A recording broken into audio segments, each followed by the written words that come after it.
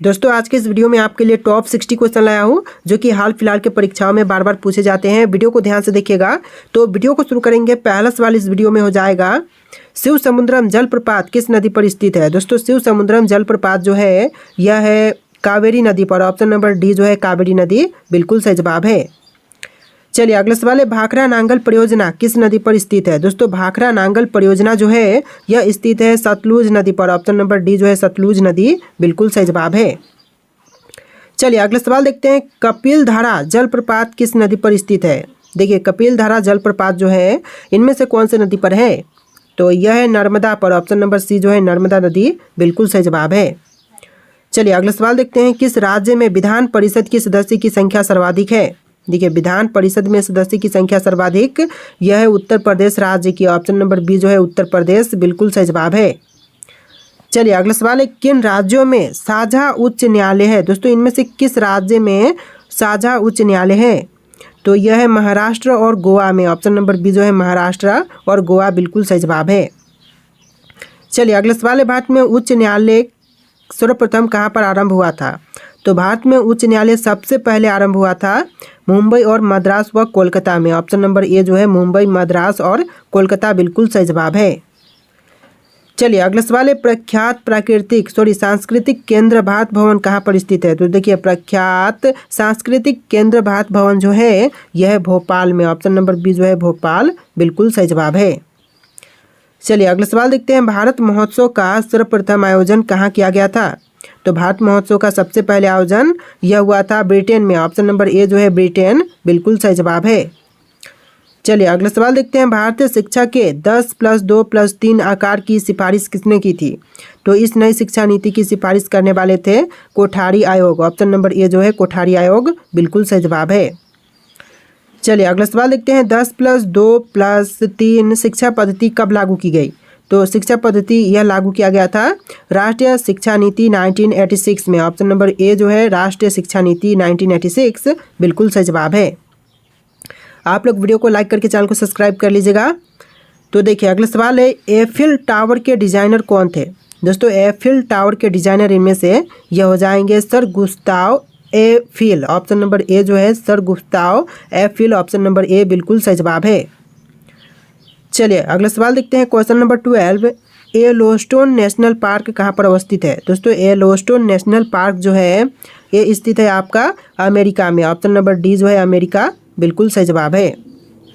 चलिए question number 13 है, statue of liberty कहाँ पर स्थित है। स्टैचू ऑफ लिबर्टी जो है यह है न्यूयॉर्क में। ऑप्शन नंबर सी जो है न्यूयॉर्क बिल्कुल सही जवाब है। चलिए क्वेश्चन नंबर 14 है, बीजापुर अपने किस चीज़ के लिए जानी जाती है। देखिए बीजापुर प्रसिद्ध है क्योंकि गोल गुंबज के लिए। ऑप्शन नंबर बी जो है गोल गुंबज बिल्कुल सही जवाब है। चलिए क्वेश्चन नंबर 15 है, मुगल गार्डन राष्ट्रपति भवन भारत के राष्ट्रपति का आधिकारिक निवास में स्थित है। हर साल कब जनता के लिए खोला जाता है। तो राष्ट्रपति भवन भारत के राष्ट्रपति का आधिकारिक निवास में स्थित है। हर साल यह जनता के लिए खोली जाती है फरवरी व मार्च के महीने में। ऑप्शन नंबर सी जो है फरवरी व मार्च का महीना बिल्कुल सही जवाब है। चलिए अगला सवाल, भारत में सबसे योजनाबद्ध बसा शहर कौन सा है। तो भारत का सबसे योजनाबद्ध बसा हुआ शहर यह शहर हो जाएगा चंडीगढ़। ऑप्शन नंबर सी जो है चंडीगढ़ बिल्कुल सही जवाब है। चलिए क्वेश्चन नंबर 17 है, पीसा की मीनार है। पीसा की मीनार किस देश में अवस्थित है। देखिए पीसा की मीनार जो है यह अवस्थित है इटली में। ऑप्शन नंबर बी जो है इटली आपका बिल्कुल सही जवाब है। देखिए आपका अगला सवाल है, जेरूसलम के लोगों का तीर्थ स्थल है तो कहाँ पर है। देखिए जेरूसलम के लोगों का तीर्थ स्थल यह हो जाएगा इनमें से सभी, जैसे कि आपके ऑप्शन में है ईसाइयों का, बुद्धियों का और मुसलमानों का जेरूसलम के लोगों का तीर्थ स्थल ये सभी हैं। चलिए अगला सवाल देखते हैं, महाबलीपुरम केरा मंदिरों का निर्माण किसके द्वारा कराया गया। तो महाबलीपुरम केरा मंदिरों का निर्माण यह कराया गया था पल्लव द्वारा। ऑप्शन नंबर डी जो है पल्लव बिल्कुल सही जवाब है। चलिए अगला सवाल है, धर्मराज रथ स्मारक कहाँ पर स्थित है। देखिए धर्मराज रथ स्मारक जो है यह अवस्थित है महाबलीपुरम में। ऑप्शन नंबर सी जो है महाबलीपुरम बिल्कुल सही जवाब है। चलिए अगला सवाल है, अमरनाथ गुफा कहाँ पर स्थित है। दोस्तों अमरनाथ गुफा इनमें से कहाँ पर है, जम्मू कश्मीर में, हिमाचल प्रदेश में, तिब्बत में या फिर उत्तराखंड में। तो यह है जम्मू कश्मीर में। ऑप्शन नंबर ए जो है जम्मू कश्मीर आपका बिल्कुल सही जवाब है। चलिए क्वेश्चन नंबर 22 है, विश्व का सबसे ऊंचा कहा जाने वाला विश्व शांति स्तूप बिहार में कहाँ पर है? वैशाली में, नालंदा में, राजगीर में या फिर पटना में? तो यह है राजगीर में। ऑप्शन नंबर सी जो है राजगीर आपका बिल्कुल सही जवाब है। राजगीर में है विश्व का सबसे ऊंचा कहा जाने वाला विश्व शांति स्तूप। चलिए क्वेश्चन नंबर 23 है, आगा खान पैलेस महाराष्ट्र के किस शहर में स्थित है? आगा खान पैलेस जो है वह महाराष्ट्र के कौन से शहर में है? तो यह है पुणे शहर में। ऑप्शन नंबर ए जो है पूना आपका बिल्कुल सही जवाब है। चलिए क्वेश्चन नंबर 24 है, उज्जैन का प्राचीन काल में क्या नाम था? देखिए उज्जैन का प्राचीन काल में नाम था अवंतिका। ऑप्शन नंबर बी जो है अवंतिका बिल्कुल सही जवाब है। चलिए क्वेश्चन नंबर 25 है, रामकृष्ण मिशन की स्थापना किसने की थी? रामकृष्ण मिशन की स्थापना करने वाले इनमें से ये हो जाएंगे विवेकानंद। ऑप्शन नंबर ए जो है विवेकानंद बिल्कुल सही जवाब है। देखिए अगला सवाल है क्वेश्चन नंबर 26, श्री अरबिंदो आश्रम कहाँ पर स्थित है? दोस्तों श्री अरबिंदो आश्रम जो है वह कहाँ पर है? तो यह है तमिलनाडु राज्य में। ऑप्शन नंबर ए जो है तमिलनाडु राज्य बिल्कुल सही जवाब है। चलिए अगला सवाल है, साइलेंट वैली किस राज्य में अवस्थित है? दोस्तों साइलेंट वैली इनमें से कौन से राज्य में है? तमिलनाडु में, गोवा में, जम्मू कश्मीर में या फिर केरल राज्य में? तो यह है केरल राज्य में। ऑप्शन नंबर डी जो है केरल राज्य बिल्कुल सही जवाब है। चलिए अगला सवाल, सांची के स्तूप का निर्माण किसने करवाया था? देखिए सांची के स्तूप का निर्माण करवाने वाले यह हो जाएंगे इनमें से ऑप्शन नंबर का डी अशोक। अशोक ने सांची के स्तूप का निर्माण करवाया था। आपका right answer option number D रहेगा। चलिए अगला सवाल है, माउंट एवरेस्ट कहाँ पर स्थित है? दोस्तों माउंट एवरेस्ट जो है वह कहाँ पर है? तो यह अवस्थित है नेपाल में। ऑप्शन नंबर बी जो है नेपाल आपका बिल्कुल सही जवाब है। चलिए क्वेश्चन नंबर 30 है, भारत का पहला ओपन रॉक संग्रहालय किस शहर में स्थित है? देखिए भारत का पहला ओपन रॉक संग्रहालय जो है यह है हैदराबाद शहर में। ऑप्शन नंबर ए जो है हैदराबाद आपका बिल्कुल सही जवाब है।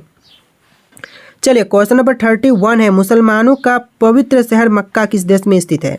तो मुसलमानों का जो पवित्र शहर मक्का है यह है सऊदी अरब में। ऑप्शन नंबर डी जो है सऊदी अरब बिल्कुल सही जवाब है। आप लोग वीडियो को लाइक करके चैनल को सब्सक्राइब कर लीजिएगा। चलिए क्वेश्चन नंबर 32 है, लंकाशायर कहाँ स्थित है? लंकाशायर जो स्थित है यह है ब्रिटेन में। ऑप्शन नंबर ए जो है ब्रिटेन बिल्कुल सही जवाब है। चलिए next question, great barrier reef किस देश में स्थित है? देखिए ग्रेट बैरियर रीफ यह है ऑस्ट्रेलिया में। ऑप्शन नंबर डी जो है ऑस्ट्रेलिया आपका बिल्कुल सही जवाब है। चलिए क्वेश्चन नंबर 34, गुरुद्वारा पंजा साहिब भारत के किस पड़ोसी देश में है? देखिए गुरुद्वारा पंजा साहिब जो है वह भारत के पड़ोसी देश पाकिस्तान में है। ऑप्शन नंबर ए जो है पाकिस्तान आपका बिल्कुल सही जवाब है। चलिए क्वेश्चन नंबर 35, फिनिक्स फॉर्म कहाँ स्थित है? देखिए फिनिक्स फॉर्म यह स्थित है डरबन में। ऑप्शन नंबर सी जो है डरबन बिल्कुल सही जवाब है। चलिए क्वेश्चन नंबर 36 है, भारतीय पुरातत्व विज्ञान का जन्मदाता किसे कहा जाता है? तो देखिए भारतीय पुरातत्व विज्ञान के जन्मदाता यह कहते हैं अलेक्जेंडर को। ऑप्शन नंबर सी जो है अलेक्जेंडर बिल्कुल सही जवाब है। चलिए क्वेश्चन नंबर 37 है, भारत के पुरातत्व सर्वेक्षण संस्थान की स्थापना कब हुई थी? तो भारत के पुरातत्व सर्वेक्षण संस्थान की स्थापना यह हुआ था 1861 में। ऑप्शन नंबर ए जो है 1861 बिल्कुल सही जवाब है। चलिए क्वेश्चन नंबर 38 है, भारत की कौन सी एकेडमी भारत में नृत्य, नाटक तथा संगीत के विकास को प्रोत्साहन देने के लिए उत्तरदायी है? तो यह एकेडमी हो जाएगा संगीत एकेडमी। ऑप्शन नंबर ए जो है संगीत एकेडमी बिल्कुल सही जवाब है। चलिए क्वेश्चन नंबर 39 है, भारत की फिल्म और टेलीविज़न संस्थान कहाँ पर स्थित है? तो भारत की फिल्म और टेलीविज़न संस्था जो है यह है पुणे में। ऑप्शन नंबर डी जो है पुणे बिल्कुल सही जवाब है। चलिए क्वेश्चन नंबर 40 है, भारत में राष्ट्रीय अभिलेखागार की स्थापना किस वर्ष की गई थी? तो भारत में राष्ट्रीय अभिलेखागार की स्थापना जो हुआ था यह हुआ था 1891 में। ऑप्शन नंबर ए जो है 1891 बिल्कुल सही जवाब है। देखिए आपका अगला सवाल है, सदाबहार वर्षा वन कहाँ पाए जाते हैं? दोस्तों सदाबहार वर्षा वन जो है वह कहाँ पर पाए जाते हैं? ऑस्ट्रेलिया में, ब्राज़ील में, कनाडा में या फिर फ्रांस में? तो यह पाई जाती है ब्राज़ील में। ऑप्शन नंबर बी जो है ब्राज़ील आपका बिल्कुल सही जवाब है। चलिए अगला सवाल है, फिजेंट और मोनाल जैसे पक्षी किस प्रकार के वन में पाए जाते हैं? देखिए जो फिजेंट और मोनाल जैसे पक्षी हैं यह पक्षी पाए जाते हैं शीतोष्ण पर्णपाती वन में। ऑप्शन नंबर डी जो है शीतोष्ण पर्णपाती वन आपका ऑप्शन नंबर डी बिल्कुल सही जवाब है। चलिए अगला सवाल है, सिनकोना के वृक्ष किस वन में पाए जाते हैं। देखिए जो सिनकोना के वृक्ष हैं वह इनमें से कौन से वन में पाए जाते हैं, तो यह पाई जाती है विषुवतीय वन में। ऑप्शन नंबर ए जो है विषुवतीय वन बिल्कुल सही जवाब है। चलिए अगला सवाल देखते हैं, भूमध्य रेखा के निकट किस तरह के वन पाए जाते हैं। तो देखिए भूमध्य रेखा के निकट जो वन पाए जाते हैं यह हो जाएगा उष्णकटिबंधीय वन। ऑप्शन नंबर बी जो है उष्णकटिबंधीय वन बिल्कुल सही जवाब है। चलिए अगला सवाल है, ऑस्ट्रेलिया के घास स्थल को दिया गया भौगोलिक नाम क्या है। देखिए ऑस्ट्रेलिया के घास स्थल को दिया गया भौगोलिक नाम यह हो जाएगा डाउन्स। ऑप्शन नंबर ए जो है डाउन्स बिल्कुल सही जवाब है। चलिए अगला सवाल देखते हैं, कौन सा प्राकृतिक उपप्रदेश विकसित प्रदेश के नाम से जाना जाता है। देखिए जो प्राकृतिक प्रदेश विकसित प्रदेश के नाम से जानते हैं यह हो जाएगा भूमध्य सागरीय। ऑप्शन नंबर सी जो है भूमध्य सागरीय बिल्कुल सही जवाब है। चलिए अगला सवाल देखते हैं, किस प्राकृतिक प्रदेश में शीतकालीन वर्षा होती है। देखिए प्राकृतिक प्रदेश जहाँ पर शीतकालीन वर्षा होती है यह हो जाएगा भूमध्य सागरीय। ऑप्शन नंबर बी जो है भूमध्य सागरीय बिल्कुल सही जवाब है। चलिए अगला सवाल है, हिंदी को राजकीय भाषा कब घोषित किया गया। तो जो हिंदी है उसको राजकीय भाषा के रूप में घोषित किया गया था 26 जनवरी 1965 को। ऑप्शन नंबर डी जो है 26 जनवरी 1965 बिल्कुल सही जवाब है। चलिए अगला सवाल, संस्कृत से सर्वाधिक प्रभावित द्रविड़ भाषा कौन सी है। तो संस्कृत से सर्वाधिक प्रभावित द्रविड़ भाषा यह तेलुगु है। ऑप्शन नंबर बी तेलुगु बिल्कुल सही जवाब है। चलिए अगला सवाल है, भाषा के संबंध में हिंदी शब्द का प्रयोग सर्वप्रथम किसने किया था। तो भाषा के संबंध में हिंदी शब्द का सबसे पहले प्रयोग करने वाले यह हो जाएंगे अमीर खुसरो। ऑप्शन नंबर ए जो है अमीर खुसरो बिल्कुल सही जवाब है। चलिए अगला सवाल है, गोवा की स्वीकृत राजभाषा कौन सी है। देखिए गोवा राज्य की स्वीकृत राजभाषा यह हो जाएगा कोंकणी। ऑप्शन नंबर ए जो है कोंकणी आपका बिल्कुल सही जवाब है। चलिए क्वेश्चन नंबर 12 है, देश के लगभग कितने प्रतिशत भूभाग में दूरदर्शन की प्रसारण सुविधाओं का विस्तार है। तो दूरदर्शन की प्रसारण सुविधाओं का विस्तार 82% में है। ऑप्शन नंबर सी जो है 82% बिल्कुल सही जवाब है।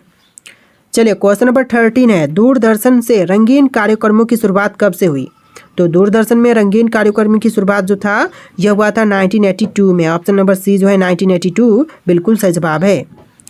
चलिए अगला सवाल देखते हैं, दूरदर्शन का दैनिक राष्ट्रीय कार्यक्रम किस वर्ष आरंभ किया गया।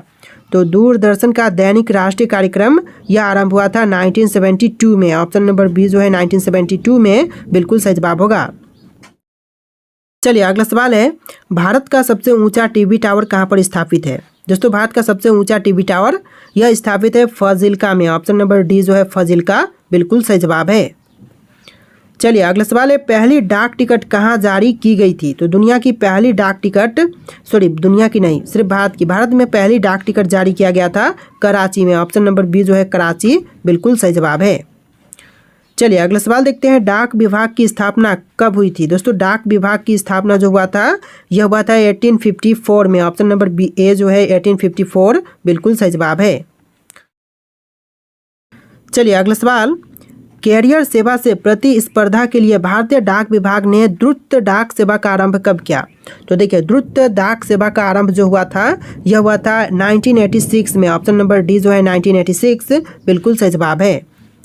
चलिए अगला सवाल है, सबसे अधिक डाकघर किस देश में स्थित है।